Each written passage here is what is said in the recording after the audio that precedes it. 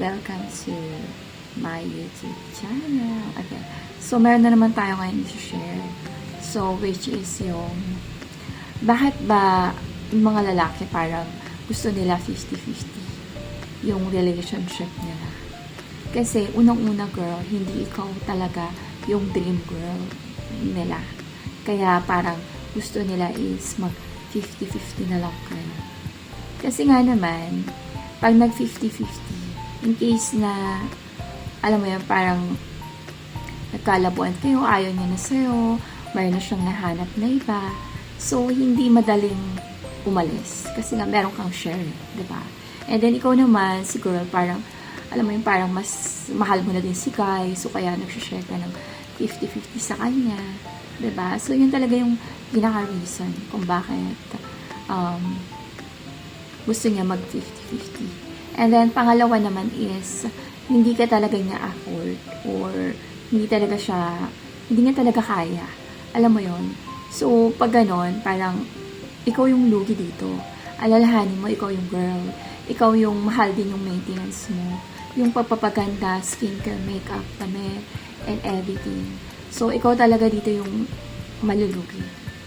So, instead na mag-invest ka sa sarili mo, maaano pa din sa boyfriend mo, or sa partner mo, or asawa mo. Diba? So, dapat talaga girls, huwag kayong papayag na mag-share talaga kayo sa lalaki. Kahit anong, anything. Okay? Kasi, ikaw din talaga yung malulugi dito. Hindi mo alam kung anong pwedeng mangyari tomorrow. Next day, ayaw na sa'yo. And the other day, next month, wala na siyang money or wala na siyang work. So, paano ka? Diba? So, ganun lang, girls. So, always, invest in yourself.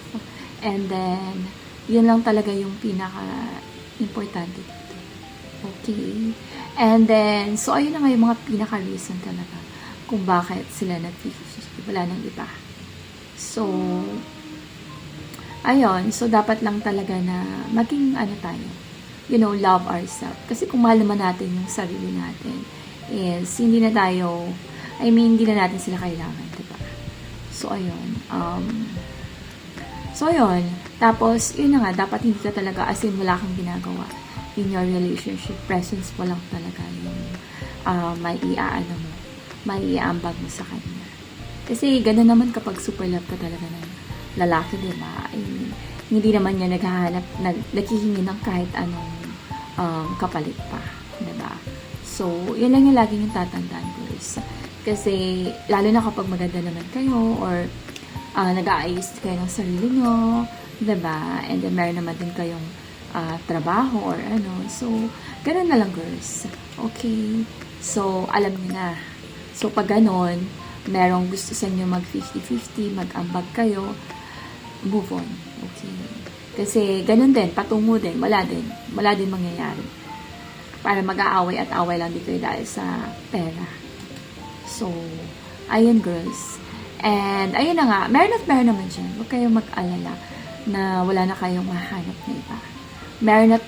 Just, exposure, labas-labas kayo, ganyan. Meron magmamahal sa'yo.